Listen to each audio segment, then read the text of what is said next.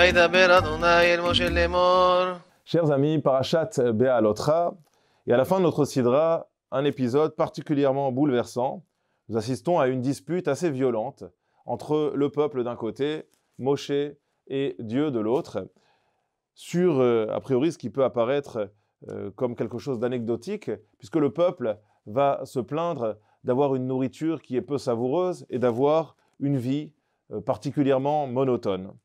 Dieu va se mettre dans une colère peu usuelle, puisque le verset nous dit « Vaïcharaf Hashem me'od uve'ene Moshera » nous sommes au verset 10 du chapitre 11, la colère de Dieu s'enflamma grandement, tandis qu'aux yeux de Moshe, c'était mal.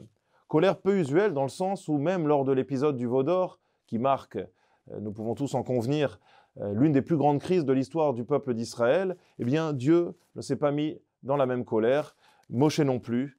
Il a été capable de prendre les choses avec beaucoup plus de recul et on a senti à ce moment-là dans son attitude eh bien, l'espoir de pouvoir reprendre les choses en main.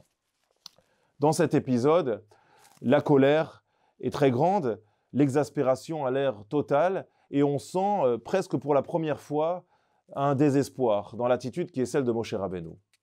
Comment comprendre ce désespoir?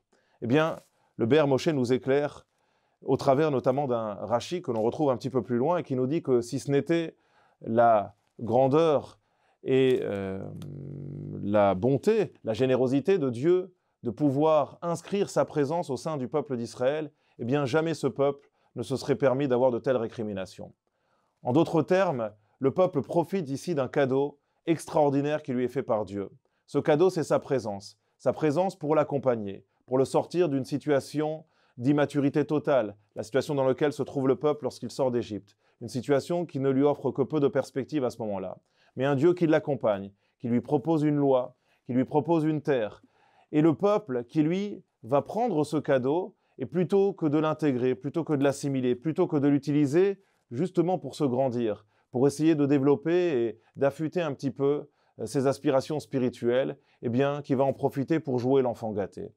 C'est inexcusable. Et c'est la raison pour laquelle Moshe, pour la première fois, se trouve dans un grand désespoir. L'honnêteté intellectuelle de dire « eh bien, j'ai fauté à cause de mes fragilités » est tout à fait excusable. Mais lorsqu'un peuple fait preuve d'une malhonnêteté intellectuelle en utilisant le cadeau qui lui a été fait pour se grandir et qu'il l'utilise pour le jeter à la figure de celui qui le lui a offert, eh bien, les choses deviennent beaucoup plus inquiétantes, d'où la réaction extrêmement sévère de Dieu et de Moshe.